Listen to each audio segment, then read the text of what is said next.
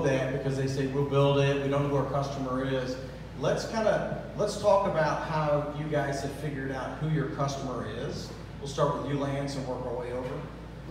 Yeah. For one of the 7 businesses. Yeah, I'm trying to think which one is a good example. Let's go with the one with the booze, or maybe the dirty hoods, or just. Yeah, absolutely. So we'll talk about hoods, and we come in at night and clean hoods for different restaurants. And really what I've done to identify the right customer for me is understand what do we need to do to be successful.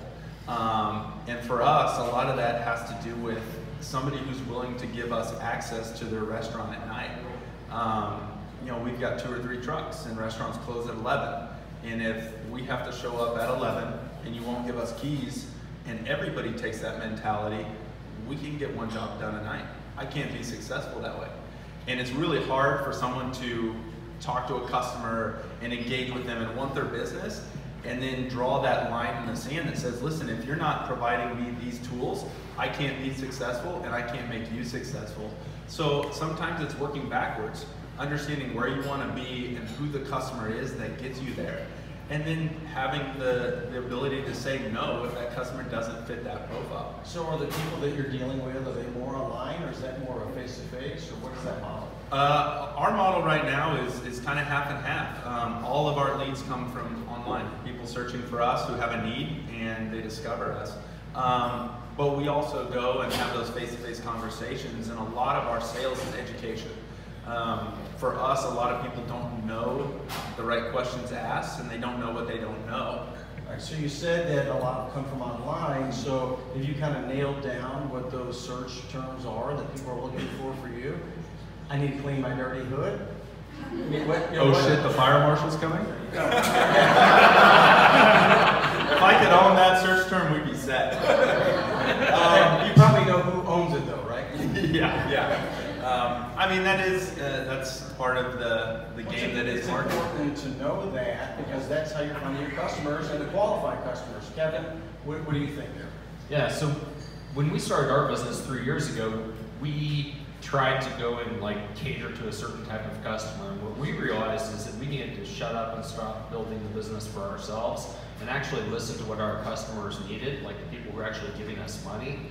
And so we had to go through a transformation where we realized that our customers were within 20 miles of this point right here. Most are in eastern Jackson County. I'm going to interrupt you, I'm sorry, because that's really important what you're saying. So how did you do that? How did you talk to your customers that you have today to figure out why they're doing business with you so that you could use that information and then apply that online? We flat out asked them. We asked them why they do business with us, because in a world where we have a lot of send them a survey, it was face to face.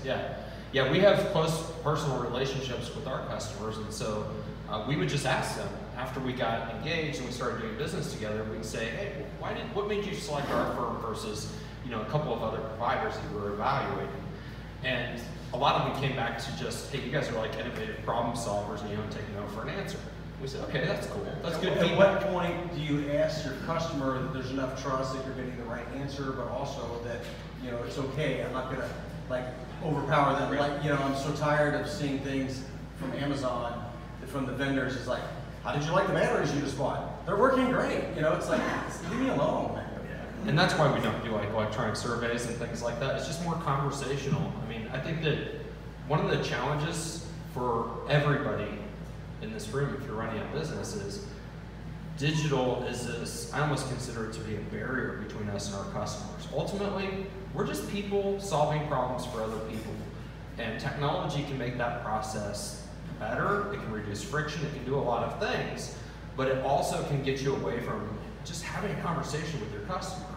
And so that's what we try to do is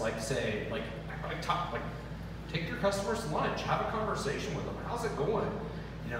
Take their blood pressure. All right, so ask Nate the number one question that you would ask your customer to get the best information you could. Hey Nate, why'd you select the factory over ABC Marketing Company? Nate?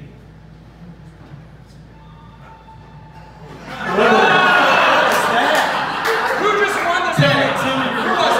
Tell me your recording, Chuck. it's ready. Welcome to Velocity. By the way, this is how we roll in the suburbs. That's it. Urban suburbia. Wow, that was awesome. Right. Share some wisdom with us.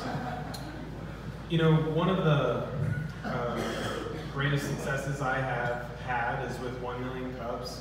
And you know, what I did there, and I attribute a lot of success to, is I created basically a customer advisory board of local entrepreneurs early on in the program. Like, we didn't even know what the program was, and we didn't know exactly who we were trying to help, and we didn't know exactly how we were going to do it. We were just doing it, we were getting traction, and it felt a lot like Velocity, just like fun and engage people, but you know, we had metrics and, you know, profit behind us and everything. But the best thing I ever did was to create a customer advisory board. And if you can create a customer advisory board for your business to routinely, like literally weekly, I would go back to these people and say, hey, I'm thinking about ticketing for the event because it's getting too big now, and you know, maybe should we have people pay, or how are we going to make it sustainable? And they would always give me their feedback. And now to this day, and I'm working at Crema, working with a lot of software companies early on, new concepts is who's your customer advisory board? Who can you keep coming back to? And when you have a customer advisory board, then you can start building personas. So when you think about a persona for someone online, it's almost like writing a story about somebody. So you know, every business has different types of customers, and you need to know who they are, where they're located, how much money they make, what's important to them. Is it money? Is it quality? Or is it time? And Was that group of people that you had, was that online or was that face to face? It was face to face. I found them, they were coming to the events, and I took them all to lunch, and I said, hey, I want you guys to volunteer a lot of your time. And there's other ways to incentivize people when it's, you know, for-profit business, but in that situation, I said, I want you guys to volunteer.